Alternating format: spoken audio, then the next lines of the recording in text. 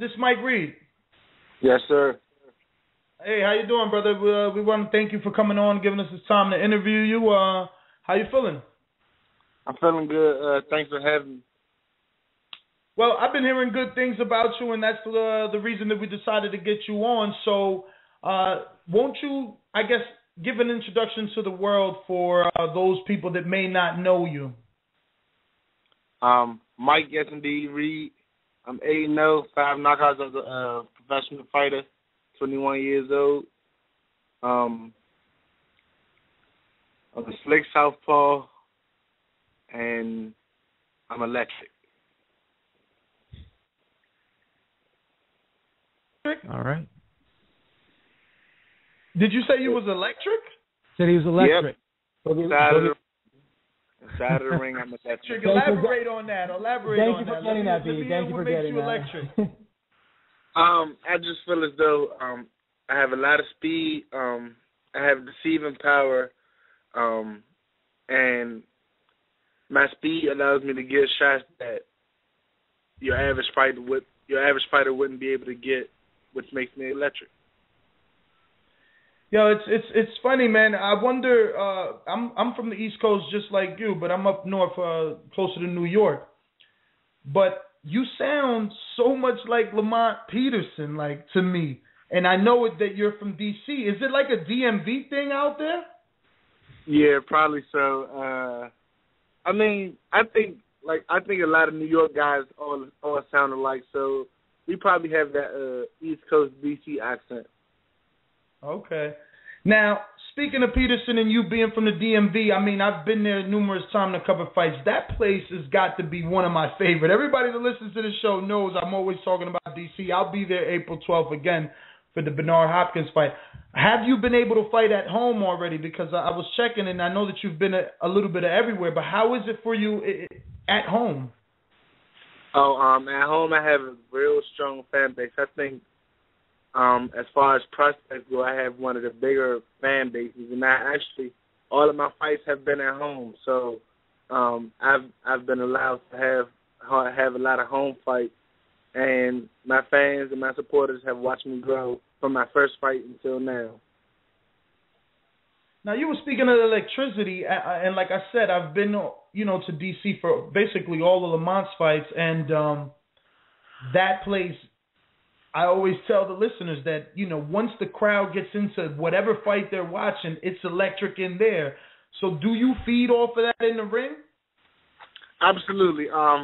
That's one of the bigger things that kept me involved in boxing. I love the crowd, and I like when I was young, Mike Jones was real hot, and they used to say, Mike Jones, who? Mike Jones, and my name Mike Reed, so they translated that into boxing like Mike Reed, who? Mike Reed, and I like that feeling. I think I was probably like 13 when the first time that I heard it, and even now, that feeling still gives me chills, and that's one of the big feelings when a crowd is behind you.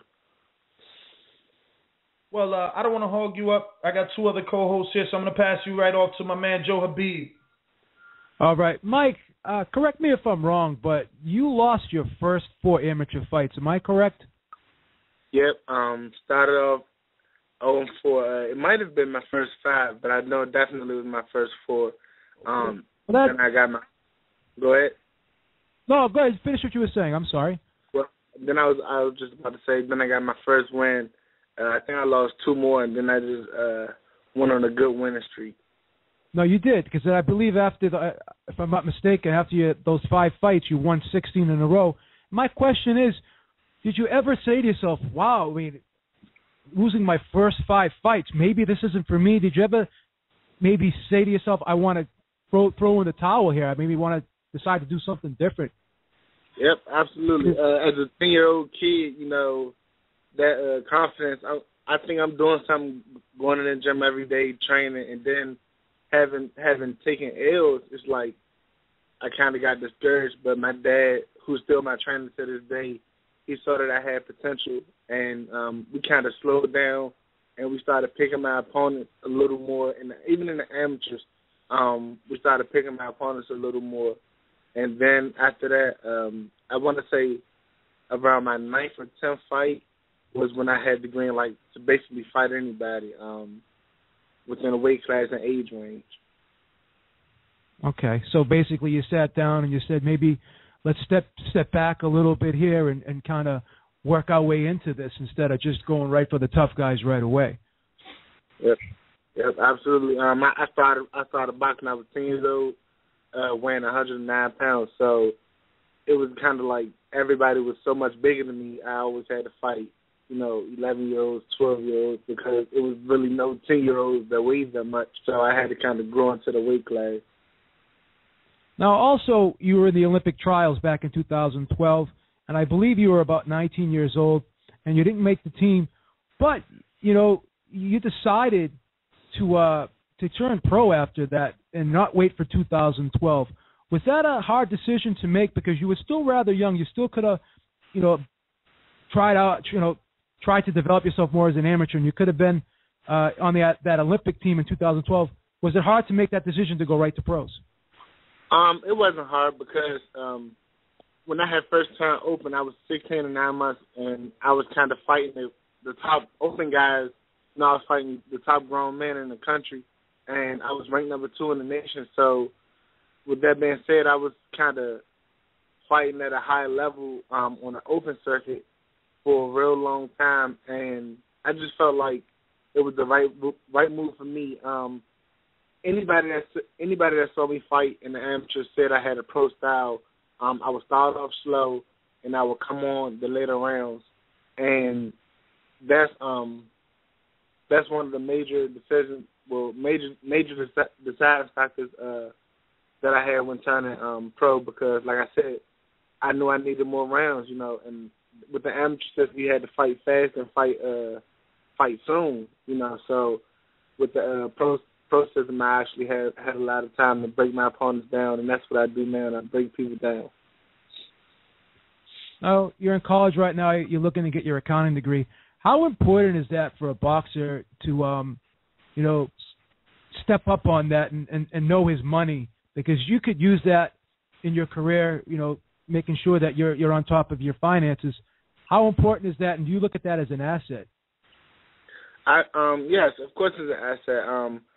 Even if it wasn't accounting, I just believe that some type of education outside of boxing, outside of whatever main sport that you're playing, some type of education, some type of backup plan is always a good idea. You can never go wrong. And I'm still young, so it's hard. It is hard going to school and boxing, but like I said, I'm young, so I'd rather do it now than to have to wait until my boxing career is over and then go while I'm a little older. I think I have the energy now, to do it and to pull it off.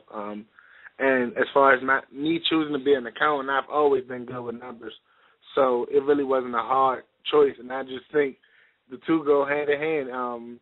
With me being good in boxing and good in accounting, I have to, be able to manage my money correctly. Mike, I got one last question for you. Now, obviously, like I said, you're still young, 21 years old. So there's no really rush for you to have to jump into the top echelon of fighters right now. You can kind of take your time. Do you feel as though you got a lot of time right now, being 21 years old, that you can develop? Are you going to take it slow and work your way into this? While I do have a lot of time, like you said, I'm 21, but I feel as though, like I said, I made the Olympic trials, and at every level I've always been, since I've been fighting, I've always been fighting on a high level, and I think fighting on that high level I gained so much experience by fighting on that high level, and I don't need no ducks right now, and even though I don't want to rush, but I don't want to be fighting a lot of ducks neither, because you can pick up a lot of bad habits fighting below your level. I still want to fight guys, that present a challenge to me, not 20-0 guys, but guys that come in there to win and they have a good record. I don't want to fight, like I said, I don't want to fight no upside down record guys, no ducks. I'm always looking to learn in the ring, and I think the way I'm moving right now is perfect for me in my career. All right, thank you so much, Mike. Go ahead, James. So Mike, I've got a few quick questions for you, brother. Typically, when you hear nicknames, you hear things like, the Flash and, hard puncher or hard hitter. Your nickname's Yes Indeedy. Kind of explain to me how that came around. Because obviously it rhymes with your name, so it's a pun off your name, but kind of interested in how you got that nickname.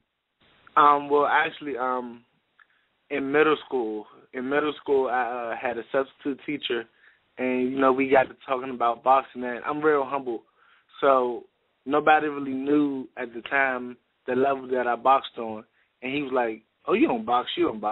And I brought a DVD in, and he was, like, really impressed. So he was like, we got to get you a nickname.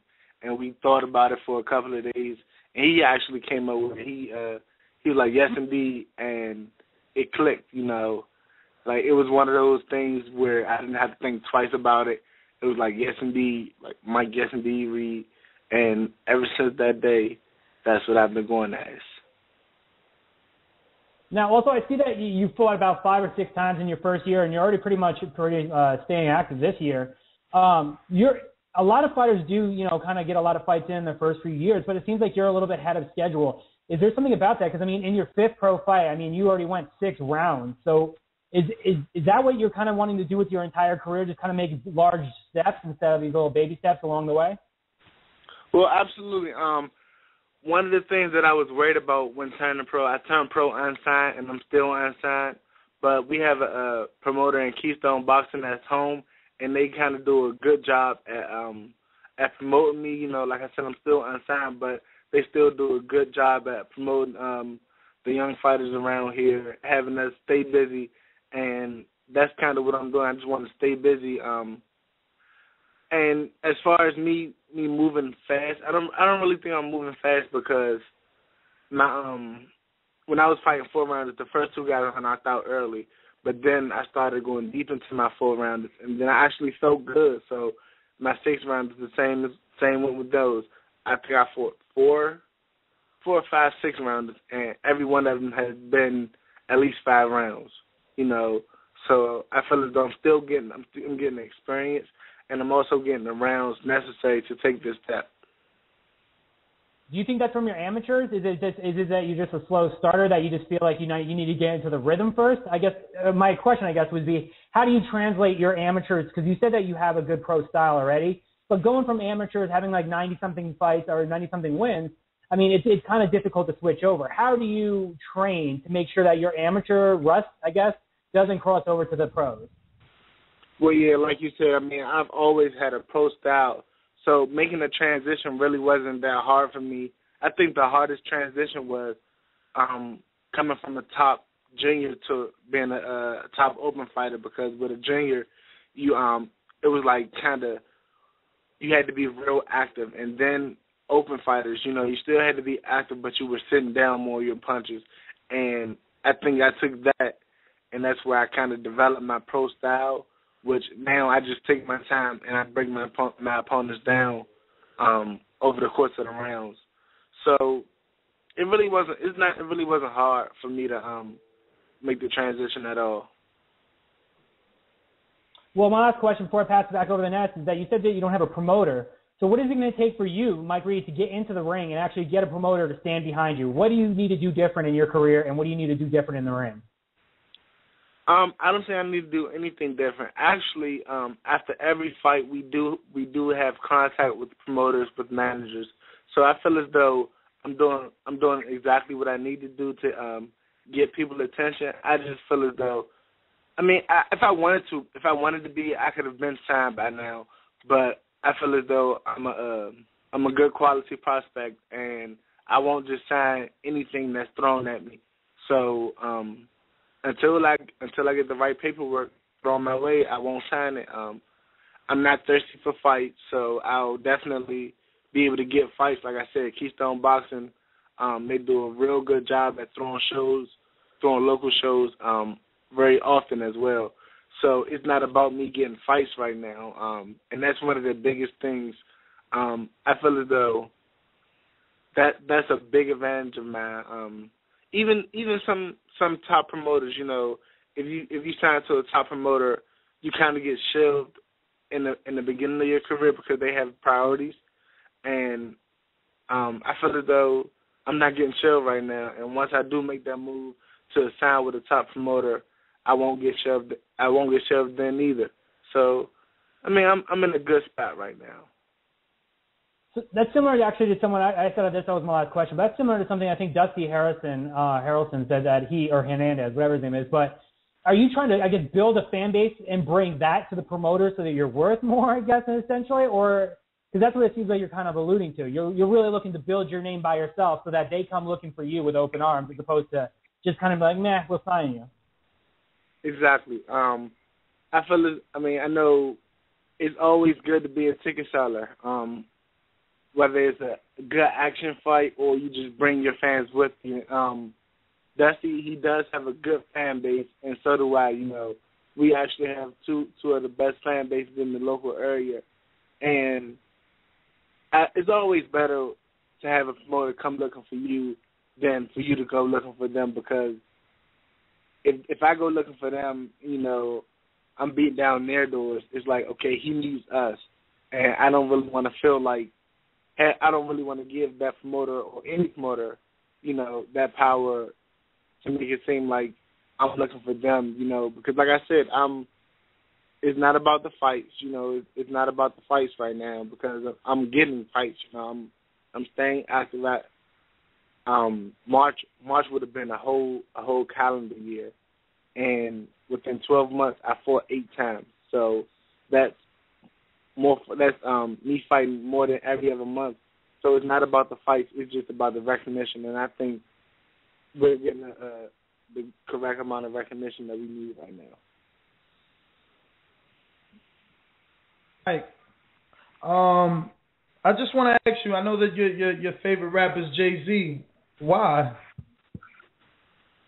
But I think it's cool to see how Jay-Z he adapt, you know. He was, when I was a young kid, you know, he was getting hot, and over the years, you know, he has longevity, you know, and it's I think to see him still be on top of the rap game and to be that successful is just amazing. You know, he's changing with the era, and that's why he's one of my favorite rappers. Like I said, longevity is a big thing, and we see a lot of rappers just die off, but for him to remain at a high level over decades, you know, is just amazing. Hey, Mike, man, I'm going to watch you a lot closer, brother. He is my favorite rapper as well. I use a shitload of sound bites from him on this show, and what you're basically saying is that he's versatile. He's able to continue to just, like a chameleon, change for every year. Like, no matter what new rappers come out, Jay's still hot, and you still want to be on his song. And I hope you take that same approach in boxing, man, because look how long Floyd's been around. Look how long Bernard Hopkins has been around. These guys are just able to, you know, withstand the test of time and all the opponents that come. But, Mike, man, we want to thank you for coming on the show, and definitely want to give you this opportunity to give out any social media that you may have, whether it's Facebook or Twitter, so that all our listeners that may want to follow you now can do so. All right. Thanks for having me. The best way to find me on Twitter is at YesIndeed_Reed. My Facebook, Mike YesIndeed Reed, and Instagram is YesIndeed_Reed. All right, brother. Well, thanks for coming on. We're going to get you back on soon. All right, no problem. Once again, thanks for having me. It was good. I really appreciate it. All right. Thanks, Mike. Thank you, Mike.